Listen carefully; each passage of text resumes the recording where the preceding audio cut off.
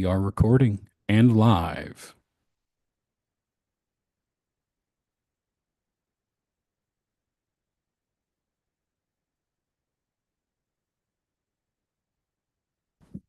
Hello and welcome everyone to today's meeting. Today is April the 15th.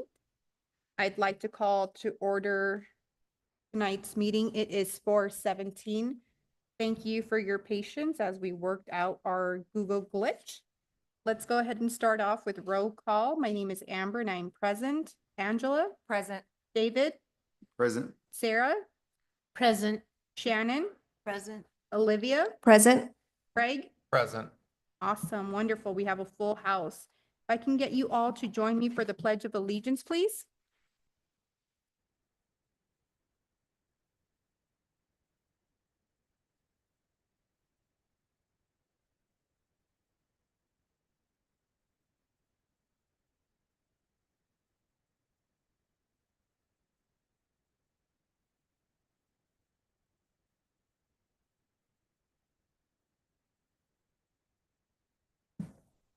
Thank you so much.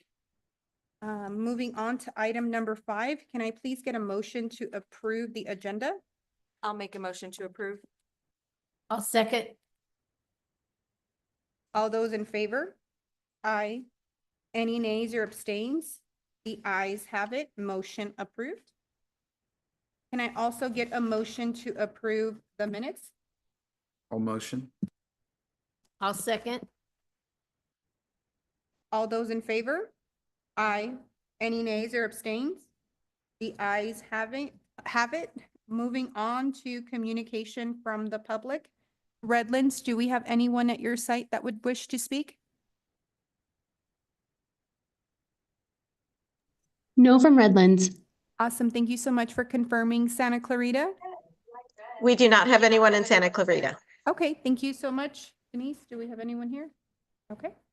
So let the record show that we have no communication from the public. Moving on to the consent agenda, can I please get a motion to approve tonight's consent agenda? I'll motion to approve. I'll second. All those in favor? Any nays or abstains? The ayes have it. Motion approved.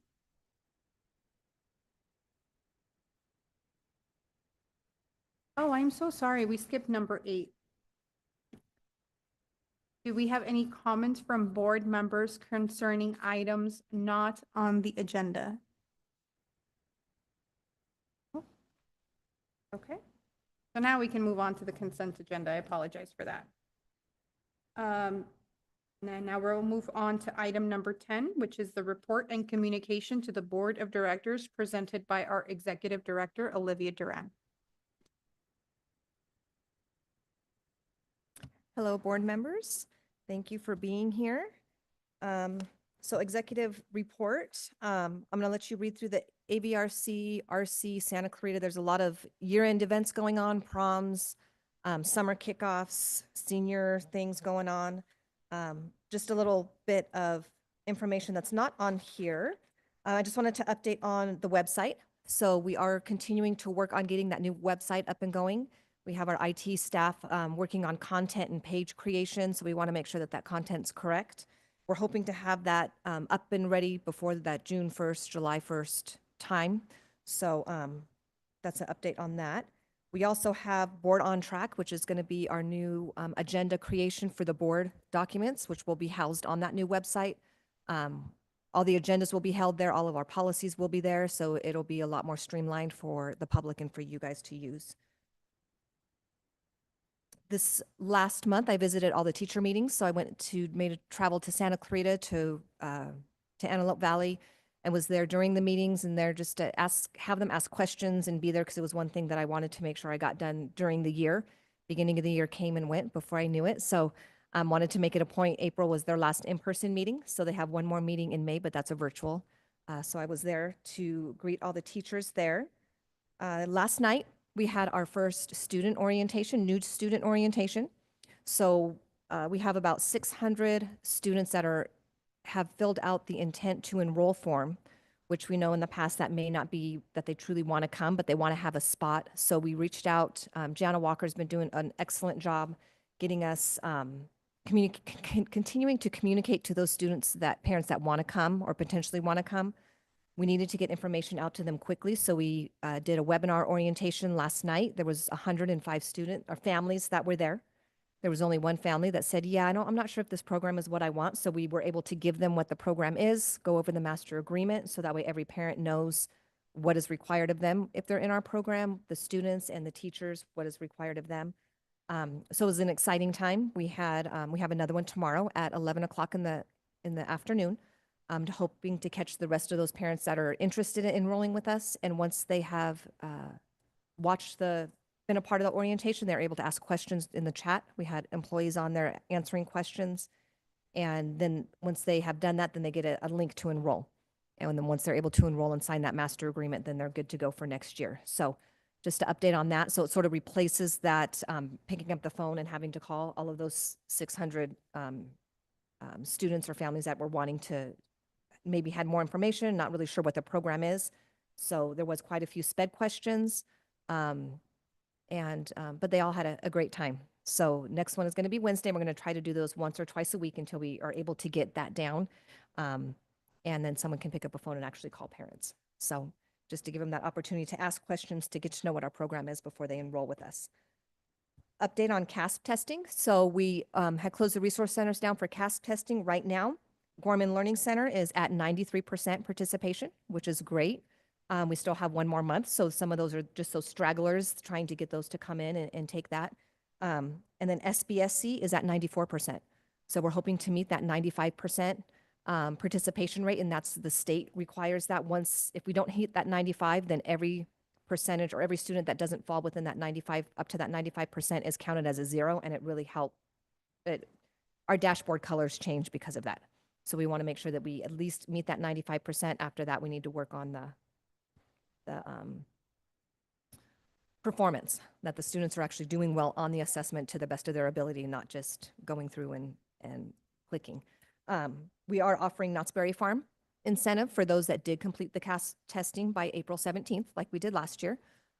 So that's out there. And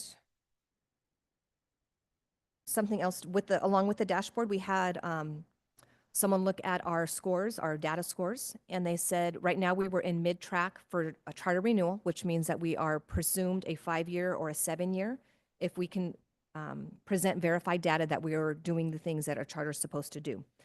SBSC, if we are able to increase our college and career indicators, which are our CTE completers, A through G completers, 2 dual enrollment courses, then SBSC can actually be in the high track, which is a guaranteed 5 years. And we don't have to worry about verified data and going and sort of pleading our case to our authorizer. So that was good news. We're also, Jeff Brandon is helping out with CTE and trying to get, so as parents, you will see now, and as an organization, some more CTE information coming out to make sure that those pathways students know that those pathways are there. The CTE team presented at the teacher meetings in April, so they know now. So when they're talking with families, they know, there's a medical pathway, there's agriculture pathway, there's arts and design, there's theater, like all the different pathways that students can enroll in. A lot of times, by the time they heard about a pathway, school had already started, and it's hard to get into those pathways or those courses in the middle of the year. So excited about that, because that will help with our college and career indicators moving forward. So we were going to do like something to that degree and put it on a wall at each facility with kids that have really taken off with different aspects of what Gorman provides, like whether it be horseback riding or dancing or theater, something to that degree. And I really think we should still do that and spotlight those kids, because I think there's a lot of kids that attend that don't realize they have that. The other options. Yeah, they have that. I mean, they can do those things, but they don't realize it. And the parents don't realize it either. Yeah. And we did have the virtual CTE showcase, so we can always get that out again to parents, right? To say, hey, look, you want to be involved in some of these things. These are options you have. But yes, we can work on getting bulletin boards. at the recep-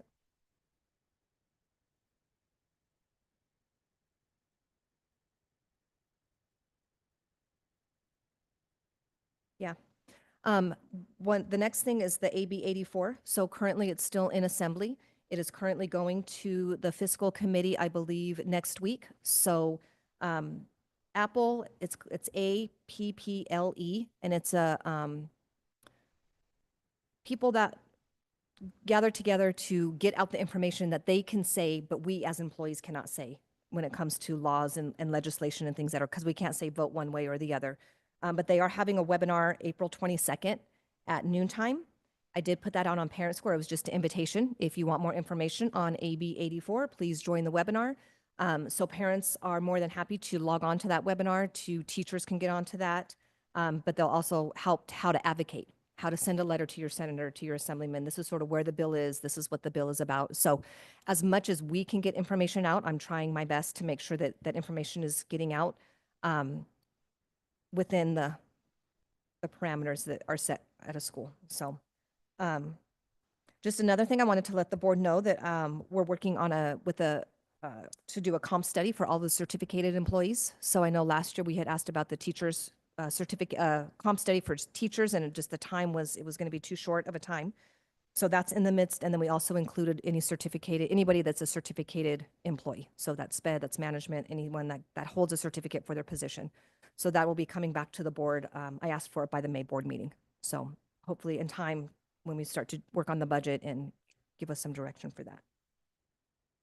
Other than that, graduation's coming up in May. So we're looking forward to seeing all the students getting ready to graduate, and the speakers and the board being represented there. So other than that, that's all I have for my executive report.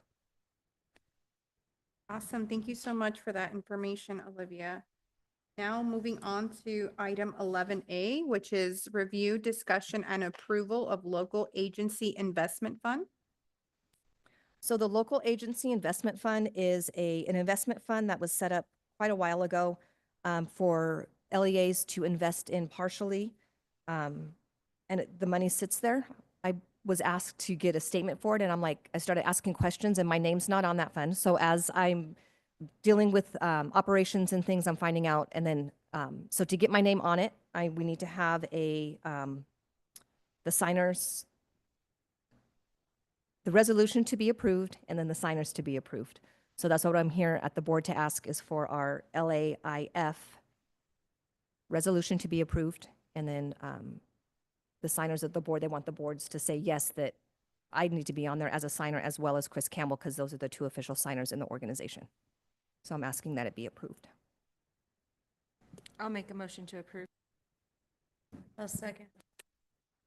All those in favor? Aye. Any nays or abstains? The ayes have it. Motion approved. Thank you. Okay, moving on to the review, discussion, and approval of certification of signatures for ACH deposits from Los Angeles County Office of Education, again presented by Olivia Duran.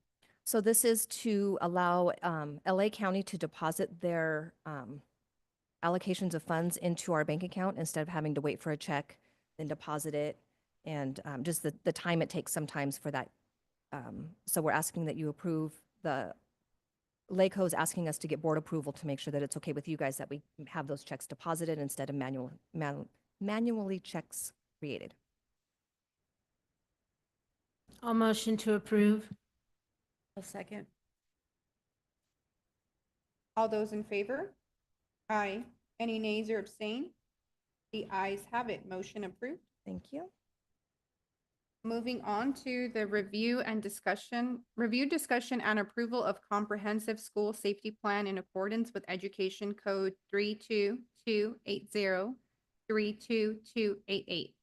Olivia? So here you will see there's two comprehensive school safety plans. One's for GLC and one's for SBSC. There are some things that are redacted from the public version because just for safety purposes. So if you have a publicly available board packet, those are going to be redacted. You're going to see black pages, but in-house and in front of you, board members have the information that's there in front of you. emergency, if there's an earthquake, if there's fire, what happens? A lot of it is policies that we have to make, just check off, making sure that, yes, we have this in, we have a policy for that, we have this. The main reason why I'm bringing it to you today is we need to have a instructional continuity plan.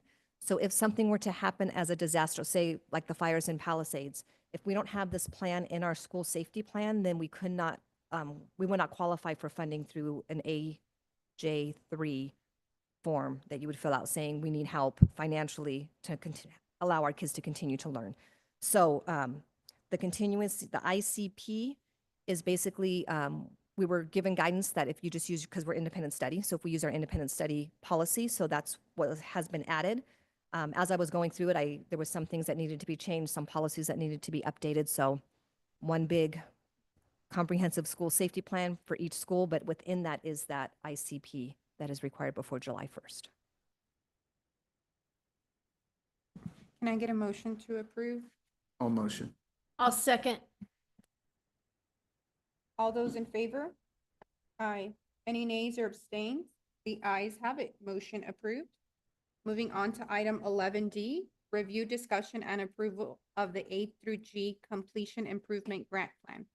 So this is another surprise email I received, and I'm going, what is this grant? They're like, you need to make a plan, and okay, so here's a plan. It is an A through G. It's basically to improve our A through G participation for our high school students. It was given out in 2001, I believe. It needs to be spent by 2025, 26. So this is a plan, one's for GLC, identical to SBSC, but basically professional development. Currently, our SCT teachers, subject expert teachers, are working on the curriculum that's offered for our high schoolers. Every high schooler is going to be in an A through G track. So that way they're already taking those courses. So we're already doing this without actually using the funds, but this is the plan that we need to have approved so that we can actually use the funds and report the funds being used. So A through G, high school. So A through G is, so it'll be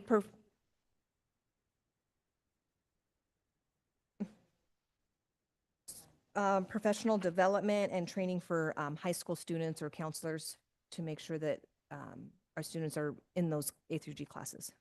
They understand.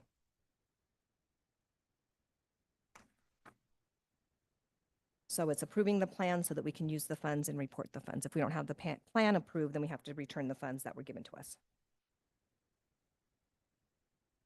Can I get a motion to approve? I'll motion. I'll second. All those in favor? Aye. Any nays or abstains?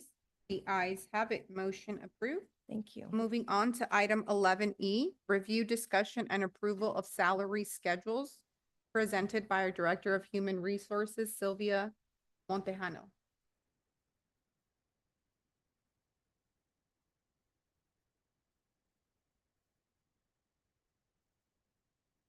Hello, everyone. We're requesting that the board approves the classified salary schedule effective April 15th, 2025. The purpose of the approval is to consolidate positions so that we can streamline positions and job descriptions in order for accurate reporting to retirement as far as credible services hours.